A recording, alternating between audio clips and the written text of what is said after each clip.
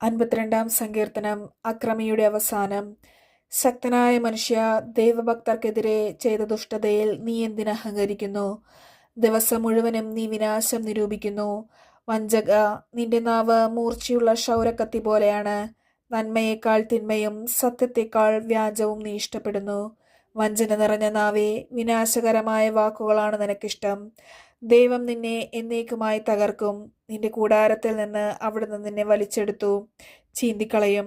ജീവിക്കുന്നവരുടെ നാട്ടിൽ നിന്ന് നിന്നെ അവിടുന്ന് വേരോടെ പിഴുതുകളയും. നീതിമാന്മാർ അത് കണ്ട് ഭയപ്പെടും. അവനെ പരിഹസിച്ച് അവർ പറയും, ഇതാ ദൈവത്തിൽ ശരണം വയ്ക്കാത്ത മനുഷ്യൻ, സ്വന്തം സമ്പദ് സമൃദ്ധിയിൽ വിശ്വാസം അർപ്പിച്ചവൻ, ആക്രമത്തിൽ അഭയം തേടിയവൻ. ദൈവത്തിന്റെ ഭവനത്തിൽ തഴച്ചു വളരുന്ന ഒലിവ് മരം പോലെയാണ് ഞാൻ. ദൈവത്തിന്റെ കാരുണ്യത്തിൽ ഞാൻ എന്നേക്കും ആശ്രയിക്കുന്നു. അങ്ങ് നൽകിയ അനുഗ്രഹങ്ങളെ പ്രതി ഞാൻ എന്നേക്കും അവിടത്തോട് നന്ദി പറയും.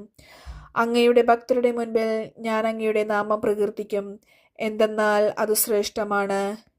ദൈവനിഷേധകന്റെ മൗഢ്യം. 53 സങ്കീർത്തനം. ദൈവമില്ല എന്ന് ഭോഷൻ തന്റെ ഹൃദയത്തിൽ പറയുന്നു. മ്ലേച്ഛതയിൽ മുഴുകി അവൻ ദുഷിച്ചിരിക്കുന്നു. നന്മ ചെയ്യുന്നവരാരുമില്ല. ദൈവം സ്വർഗത്തിൽ നിന്ന് മനുഷ്യമക്കളെ നോക്കുന്നു. ദൈവത്തെ തേടുന്ന ജ്ഞാനികളുണ്ടോ എന്ന് അവിടുന്ന് ആരായുന്നു. എല്ലാവരും വഴിതെറ്റി ഒന്നുപോലെ ദുഷിച്ചുപോയി. നന്മ ചെയ്യുന്നവനില്ല, ഒരുവൻ പോലുമില്ല.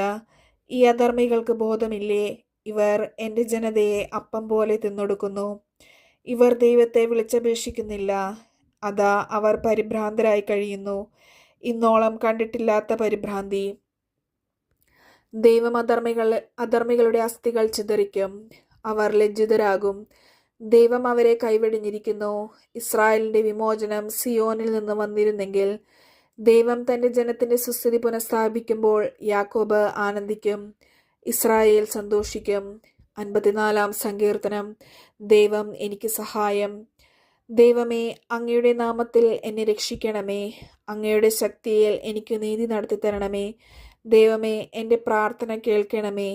എൻ്റെ അധരങ്ങളിൽ നിന്ന് ഉതിരുന്ന വാക്കുകൾ ശ്രദ്ധിക്കണമേ. അഹങ്കാരികൾ എന്നെ എതിർക്കുന്നു. നിർദ്ധയർ എന്നെ വേട്ടയാടുന്നു. അവർക്ക് ദൈവചിന്തയില്ല. ഇതാ ദൈവമാണ് എൻ്റെ സഹായകൻ. കർത്താവാണ് എൻ്റെ ജീവൻ താങ്ങി നിർത്തുന്നത്.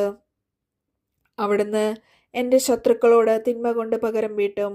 അങ്ങയുടെ വിശ്വസ്തതയാൽ അവരെ സംഹരിച്ചു കളയണമേ. ഞാൻ അങ്ങയ്ക്ക് ഹൃദയപൂർവ്വം ബലിയർപ്പിക്കും. കർത്താവെ, അങ്ങയുടെ ശ്രേഷ്ഠമായ നാമത്തിന് ഞാൻ നന്ദി പറയും. അങ്ങ് എന്നെ എല്ലാ കഷ്ടതകളിൽ നിന്ന് മോചിപ്പിച്ചു. ശത്രുക്കളുടെ പരാജയം